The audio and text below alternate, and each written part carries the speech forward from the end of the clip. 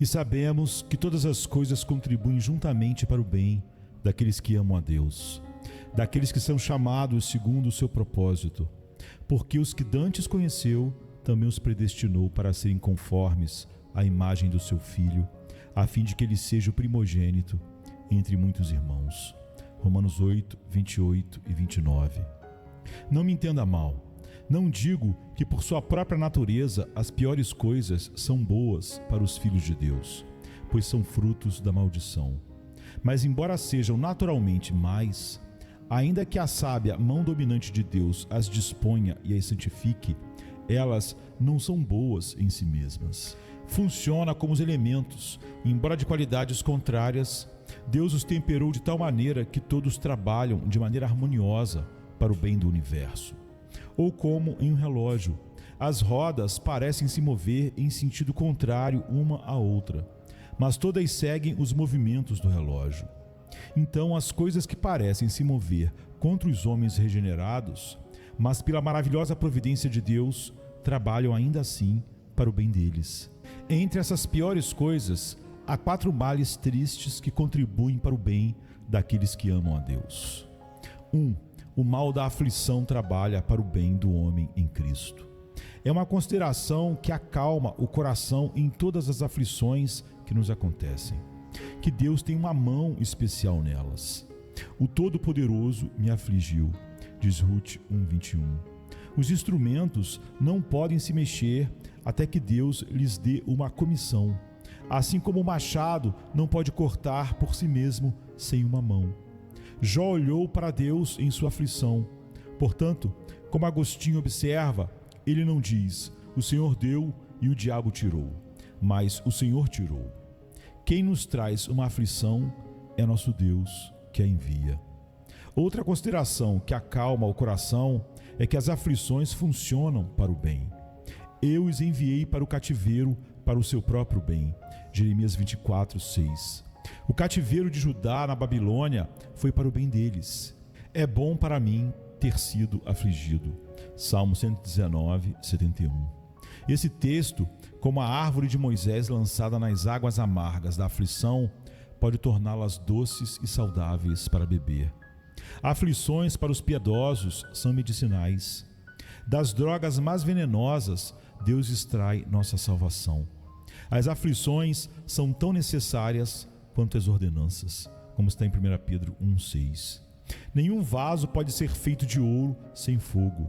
Por isso, é impossível que sejamos feitos vasos de honra, a menos que sejamos fundidos e refinados na fornalha da aflição. Todas as veredas do Senhor são misericórdia e verdade, diz o Salmo 35:10. Como o pintor mistura cores brilhantes com sombras escuras, assim o Deus sábio mistura misericórdia com provações. Essas providências aflitivas que parecem ser prejudiciais são benéficas. Tomemos alguns exemplos nas Escrituras. Os irmãos de José o jogam em uma cova, depois eles o vendem.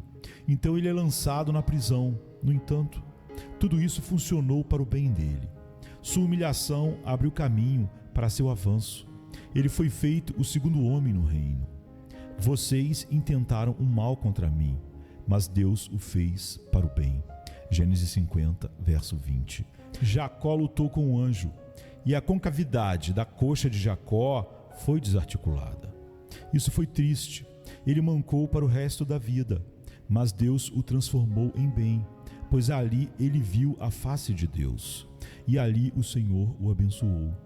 Jacó chamou o nome do lugar Peniel, porque eu vi Deus face a face. Gênesis 32, verso 30. Quem não estaria disposto a ter um osso fora da junta para que pudesse ter uma visão de Deus? O rei Manassés foi acorrentado. Isso foi triste de se ver. Uma coroa de ouro transformada em grilhões. Mas isso serviu para o seu bem, pois então o Senhor enviou os exércitos assírios, e eles prenderam Manassés. Eles colocaram um anel em seu nariz, prenderam-no com correntes de bronze e o levaram para a Babilônia. Mas em profunda angústia, Manassés buscou ao Senhor seu Deus e clamou humildemente ao Deus de seus pais. 2 Crônicas 33, 11 a 13. Ele estava mais em dívida com sua corrente de ferro do que com a sua coroa de ouro. Uma o fez orgulhoso, a outra o fez humilde. Jó foi um espetáculo de miséria. Ele perdeu tudo o que já teve. Ele abundava apenas em furúnculos e úlceras. Isso foi triste, mas operou para o seu bem. Sua graça foi provada e melhorada. Deus deu um testemunho do céu da sua integridade e compensou sua perda, dando-lhe o dobro do que tinha antes, como está em Jó 13:10. Paulo foi ferido de cegueira. Isso era desconfortável, mas era bom para ele. Deus fez por essa cegueira abrir caminho para a luz da graça brilhar em sua alma. Foi o início de uma conversão feliz, como está em Atos 9, verso 6. Como as geadas duras no inverno trazem as flores na primavera, como a noite traz a estrela da manhã, assim os males da aflição produzem muito bem para aqueles que amam a Deus. Mas estamos prontos para questionar a verdade disso e dizer, como Maria fez ao anjo: como pode ser isso? Portanto, mostrarei várias maneiras de como a aflição funciona para o bem. 1. A aflição funciona para o bem, pois é nosso pregador e professor. Ouvi a vara, diz Miqueias 6, verso 9. Lutero disse que nunca poderia entender corretamente alguns dos salmos até que estivesse em aflição. A aflição ensina o que é o pecado. Na palavra pregada, ouvimos que coisa terrível é o pecado, que é tanto profanador quanto condenado, mas não o tememos mais do que um leão pintado. Portanto, Deus libera a aflição. Então sentimos o pecado amargo em seu fruto. Uma cama de um doente muitas vezes ensina mais do que um sermão. Podemos ver melhor o rosto feio do pecado no espelho da aflição. A aflição nos ensina a conhecer a nós mesmos. Na prosperidade, somos, na maioria das vezes, estranhos a nós mesmos. Deus nos aflige para que possamos conhecer melhor a nós mesmos. Vemos essa corrupção em nossos corações no tempo da aflição que não creríamos que estivesse lá. A água no copo parece límpida, mas coloque-a no fogo e a escória ferve. Na prosperidade, o homem parece ser humilde e agradecido. A água parece límpida, mas coloque este homem um pouco no fogo da aflição e a escória ferve. Muita impaciência e incredulidade aparecem. Diz um cristão, nunca pensei que tivesse um coração tão ruim como agora vejo que tenho. Nunca pensei que minhas corrupções fossem tão fortes e minhas graças tão fracas. 2. As aflições funcionam para o bem, pois são um meio de tornar o coração mais reto. Na prosperidade, o coração pode ser dividido, como está em Oséias 10, verso 2. O coração se apega parcialmente a Deus e parcialmente ao mundo. É como uma agulha entre duas magnetitas.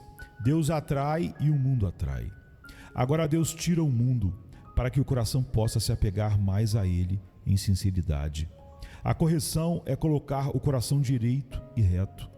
Como às vezes seguramos uma vara torta sobre o fogo para endireitá-la, então Deus nos segura sobre o fogo da aflição para nos tornar mais retos e puros. Como é bom quando o pecado desviou a alma de Deus, que a aflição a endireite novamente. 3. As aflições contribuem para o bem, pois nos conformam a Cristo. A vara de Deus é um lápis para desenhar a imagem de Cristo mais viva sobre nós. É bom que haja simetria e proporção entre a cabeça e os membros. Seremos partes do corpo místico de Cristo e não como Ele. Sua vida, como diz Calvino, foi uma série de sofrimentos. Homem de dores e que sabe o que é padecer, como está em Isaías 53, verso 3. Ele chorou e sangrou. Sua cabeça foi coroada de espinhos e pensamos ser coroados de rosas. É bom ser como Cristo, ainda que seja pelos sofrimentos. Jesus Cristo bebeu um cálice amargo, o fez suar gotas de sangue só de pensar nisso. E embora ele tenha bebido o veneno no cálice, a ira de Deus, ainda há algum absinto no cálice deixado que os santos devem beber. Somente aqui está a diferença entre os sofrimentos de Cristo e os nossos. Os dele eram expiatórios, os nossos são apenas disciplina. 4. As aflições funcionam para o bem dos piedosos, pois são destrutivas para o pecado. O pecado é a mãe, a aflição é a filha ajuda a destruir a mãe. O pecado é como a árvore que gera o verme, e a aflição é como o verme que come a árvore. Há muita corrupção no melhor coração. A aflição aos poucos remove, como o fogo remove a escória do ouro. O Senhor fez isso para purificar o seu pecado. Isaías 37, 9. E se tivermos mais lima áspera, teremos menos ferrugem. As aflições não levam nada além da escória do pecado. Se um médico disser a um paciente: seu corpo está doente e cheio de infecção, que deve ser eliminada, ou você morrerá, afaste a escória de sua doença e salve sua vida. Isso não seria para o bem do paciente? As aflições são o remédio que Deus usa para tirar nossas doenças espirituais, curam o inchaço do orgulho, a febre da luxúria, o câncer da cobiça. Então elas não funcionam para o bem? 5. As aflições funcionam para o bem, pois são um meio de libertar nossos corações do mundo. Quando você cava a terra da raiz de uma árvore, é para soltar a árvore da terra. Da mesma forma, Deus escava nossos confortos terrenos para soltar nossos corações da terra. Um espinho cresce com cada flor. Deus quer que o mundo fique pendurado como um galho solto que, sendo torcido, não nos incomode muito. Não é bom ser desmamado? Os santos mais velhos precisam disso, e nós não. Porque o Senhor quebra o cano da cisterna para que possamos ir a Ele, em quem estão todas as nossas fontes frescas, como está no Salmo 87, 7. 6. As aflições funcionam para o bem, pois abrem caminho para o conforto. No vale de Acor há uma porta de esperança, diz Oséias 2,15. Acor significa problema, aflição. Deus adoça a dor exterior com paz interior. A vossa tristeza se transformará em alegria. João 16:20. Aqui está a água transformada em vinho. Depois de uma pílula amarga, Deus dá açúcar. Paulo tinha suas canções de prisão. A vara de Deus tem mel na ponta. Os santos em aflição tiveram tão doce êxtase de alegria que se julgavam nas fronteiras da Canaã celestial. 7. As aflições funcionam para o bem, pois são uma ampliação de nós mesmos. O que é o homem para que você o engrandeça e o visite todas as manhãs? Jó 7:17. Deus, pela aflição, nos engrandece de 3 maneiras. Primeira, nisso ele se rebaixará misericordiosamente a ponto de tomar cuidado íntimo de nós. É uma honra que Deus se importe com pó e cinzas. É uma ampliação de nós mesmos que Deus nos considere dignos de ser feridos. O não golpe da vara de Deus é um desprezo. Porque você deveria ser golpeado, diz Isaías 1:5. Sem a vara é como Deus dizendo: fique em pecado, siga seu curso, peque até o inferno. Segundo, as aflições também nos engrandecem, pois são insígnias da glória, sinais de filiação. Se suportardes a correção, Deus vos trata como filhos. Hebreus 12:7. Cada impressão da vara é um distintivo de honra. Terceiro, as aflições tendem a engrandecer os santos, pois os tornam como nobres no mundo. Os soldados nunca foram tão admirados por suas vitórias como os santos por seus sofrimentos. O zelo e a constância dos mártires em suas provações os tornaram famosos para a posteridade. Quão eminente era Jó por sua paciência! Deus deixa seu nome registrado. Você ouviu falar da paciência de Jó. Tiago 5, verso 11. Jó, o sofredor, era mais famoso que Alexandre, o conquistador. 8. As aflições funcionam para o bem, pois são o meio de nos fazer felizes. Feliz o homem a quem Deus corrige. Jó 5:17.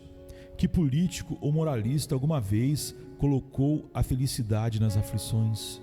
Jó colocou: feliz é o homem a quem Deus corrige. Alguém pode dizer: como as aflições nos fazem felizes?